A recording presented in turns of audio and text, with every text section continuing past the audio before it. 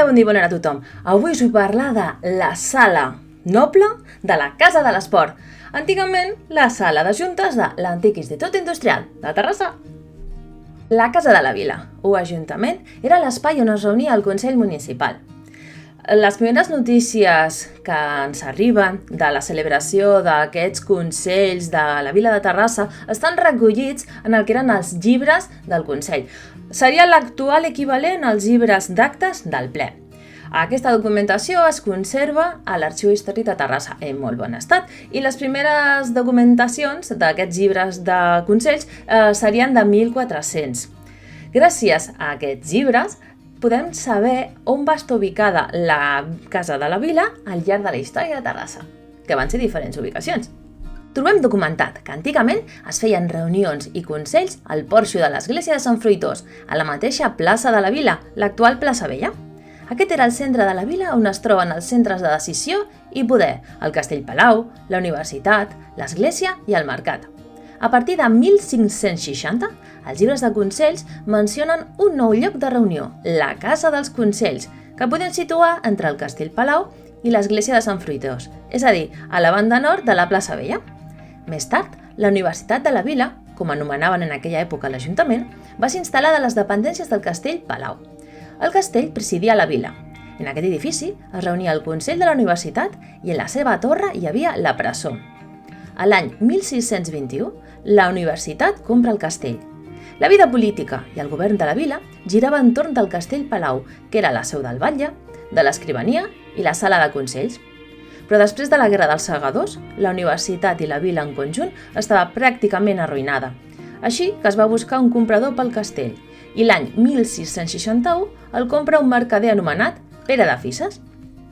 Va ser llavors que la Casa de la Vila es va tenir que traslladar a una casa que ja no existeix, davant de l'església del Sant Esperit, al damunt on antigament hi havia hagut el cementiri del Sant Esperit de Terrassa. L'Ajuntament estava al primer pis i als baixos hi havia una carnisseria. Entre 1820 i 1840, la ciutat va crear el seu propi eixample a la zona del Raval de Montserrat i l'Ajuntament va passar a ocupar en el 1835 un edifici, al número 13 del Raval, cantonada amb el carrer Cremat, anomenat de la Caserna. Però a començaments de segle, aquest edifici ja se'ls havia quedat petit, i més des de que Terrassa havia obtingut el títol de ciutat en el 1877. Llavors van començar a buscar on podien traslladar el que era l'Ajuntament i d'aquesta manera anar també perdent una mica aquest caràcter rural que tenia Terrassa.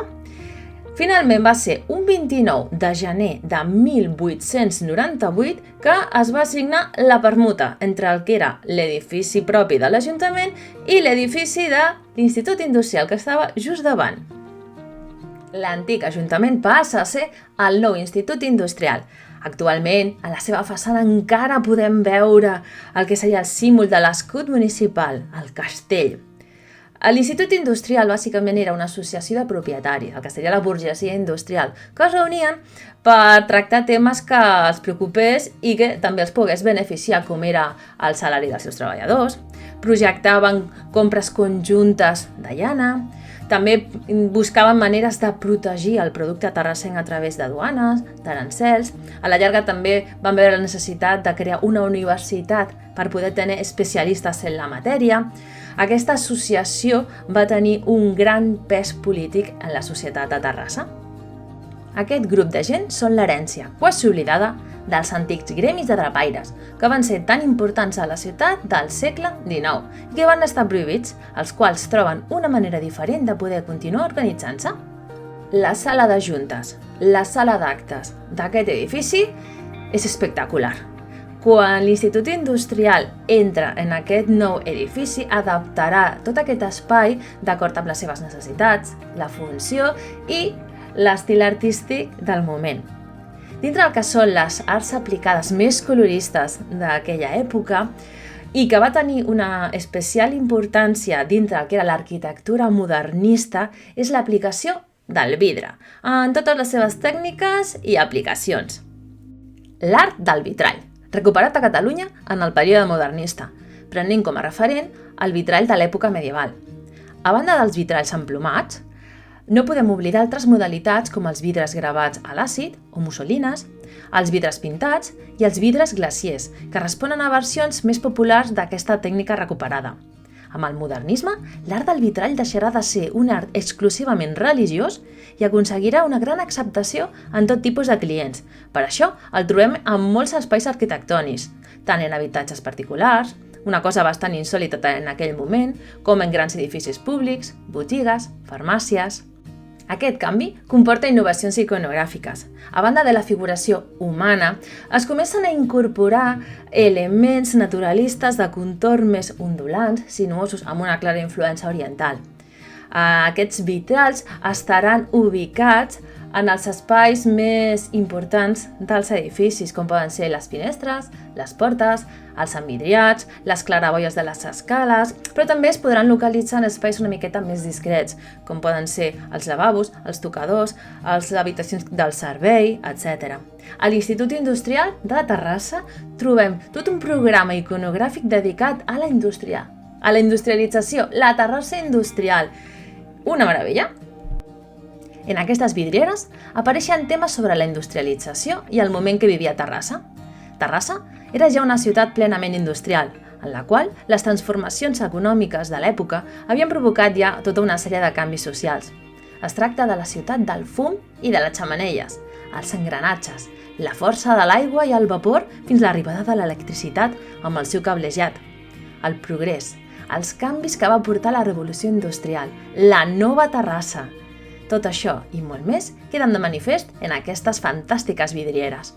Abans de parlar de la pintura que trobem en aquesta sala, un dels màxims referents del modernisme pictòric va ser Alexandre de Riquer, molt vinculat a la ciutat de Terrassa i amb una íntima amistat amb Joaquim Vancells, provocant la proliferació d'artistes decoradors a la ciutat de Terrassa, que alternaven aquesta faceta amb el que seria la pintura a cavallet.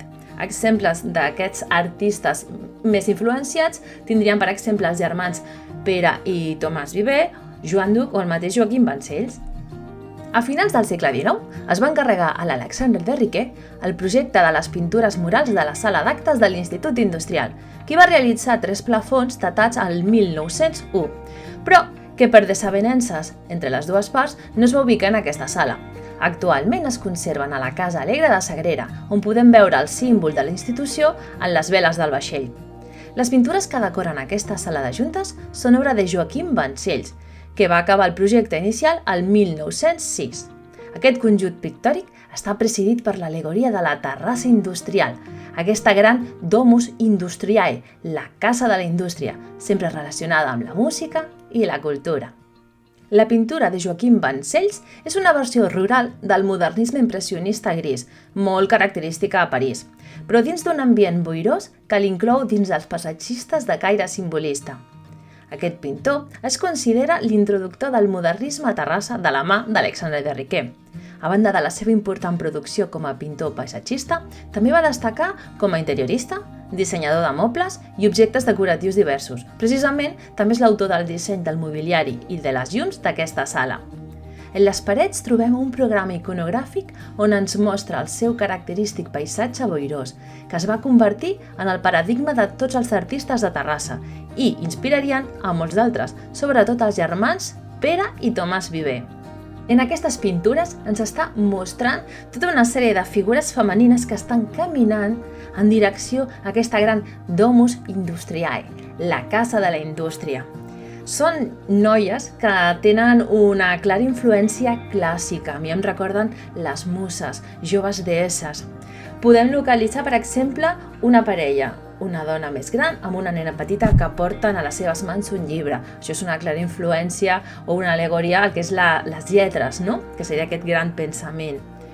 També tenim altres noies que porten algun element, un objecte, una peça vinculat amb el que és la indústria, ja sigui els engranatges, ja sigui també aquest fus d'afilar, hi ha una que porta també unes tisores d'esquilar perquè una altra porta un carro amb unes ovelles, amb els seus vestits de llana, no? Que seria aquesta prosperitat. Tota una sèrie d'elements que ens estan parlant de la importància de la indústria. Hi ha un butlletí de l'Associació Col·leccionistes de Terrassa titulat Cal·listènia a Terrassa, entre el simbolisme i el noucentisme, on se'ns explica i queda molt de manifest la relació entre l'estètica d'aquest programa iconogràfic respecte a l'estètica de la posada en escena dels exercicis de calistènia que propugnava l'escola coral del compositor i poeta Joan Llongueras. Introdueix a Catalunya la gimnàstica rítmica, espectacle plàstico-musical que es convertiria en l'exponent mescle del noucentisme terrassenc. Inspirat en el mètode de Jacques Dalcroze, va saber veure amb la gimnàstica rítmica un punt important per al programa noucentisme, en la mesura que vol inculcar en els infants els principis d'equilibri, regularitat, proporció i ordre. Relació estètica que podem veure reflectida comparant imatges de les obres pictòriques amb les fotografies publicades al setmanari La Catalunya, del 29 de gener de 1910, on es mostren els exercicis calistènics que van realitzar diverses alumnes del mestre Joan Llongueras, realitzant moviments de gimnàstica rítmica i de calistènia d'aquella escola. Es tractava, en tots els casos, tant pictòric com escenogràfic, d'un llenguatge plàstic directament emparentat amb el simbolisme pictòric francès i que s'inscrivia dins la línia més bucòlica de Pierre Puvis de Chabannes. I coses del destí ha provocat que actualment aquesta sala sigui la sala noble de la Casa de l'Esport de Terrassa. Continuem destacant aquells elements més característics d'aquest edifici, que seria el seu paviment hidràulic. A Terrassa, els paviments hidràulics d'aquest període són molt abundants. El mosaic hidràulic és un material de construcció destinat a la pavimentació interior dels edificis. La variant per exterior són els anomenats panots de vorera. La seva aportació va ser renovar els paviments tradicionals de terracota, de ceràmica i de pedra natural, gràcies a la introducció del ciment, a partir del qual s'obtenien unes rajoles estandarditzades de 20 per 20 centímetres. Els paviments imitaven gairebé sempre una composició en forma de catifa. El mosaic hidràulic es va introduir a Catalunya cap a la dècada de 1860, procedent de la zona de Marsella, però va ser a finals del segle XIX i tota la primera meitat del segle XX quan van proliferar les empreses dedicades a la seva producció. La rajola hidràulica es produeix per compressió dins d'un moll que conté 3 capes on l'element principal és el morter de ciment. La capa més important és la que conforma la cara vista, composta per una barreja fluida de ciment, àrids i pigments. Ha de ser resistent i artístic alhora. El dibuix està determinat per la trepa de llautó que té la funció de separar bé els colors de la composició. Jo estic molt contenta perquè aquest edifici va estar tancat durant molts anys. Finalment, l'any passat el van tornar a obrir, en aquest cas ja com la Casa de l'Esport, a vegades fan exposicions a la sala de baix. M'encanta, va ser meravellós tornar a entrar en aquella sala noble, gaudir de les vidrieres, de les pintures, de tot. Us el recomano, que quan facin portes obertes, que aneu, perquè és que gaudireu. I res, fins aquí aquesta petita pinzellada d'aquesta sala noble. I res, fins la propera. Adéu, adéu!